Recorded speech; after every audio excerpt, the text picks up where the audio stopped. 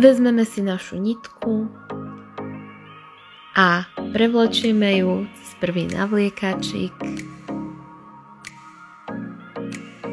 cez druhý navliekačik, obtočíme ju okolo tohto vičňovku a následne ju prevlečieme cez tretí prevliekačik. Tak toto zopakujeme ešte raz, vlastne to sa udáva podľa dĺžky, ktorú chceme našiť, ale v našom prípade to prevlečieme ešte raz a prevlečieme to aj cez túto dolnú časť. Našu látku si vložíme pod ihlu a stroj spustíme pumpičkou, na ktorej má nať mama nohu a látku posúvame v smere, v ktorom chceme látku zošívať.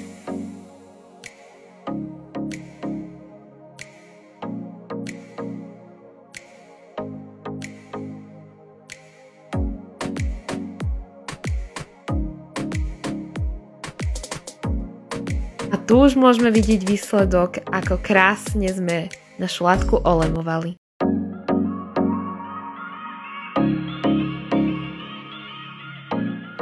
Takže keď si navlečieme nitku, tak môžeme priložiť gombík k našej látke, na ktorú ho budeme našívať. Zo zadnej časti prepichneme ihlou, prevlečieme cez prvú dierku, následne prevlečieme cez druhú dierku, ktorá sa nachádza oproti tej prvej dierke. Prevlečieme. Budeme využívať také krížové pravidlo alebo inak krížovú techniku.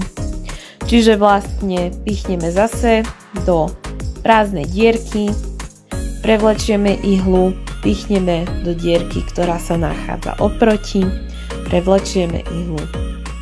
Toto pravidlo opakujeme až dovtedy, dokým sa nám nebude zdať gombík pevne prišitý k látke.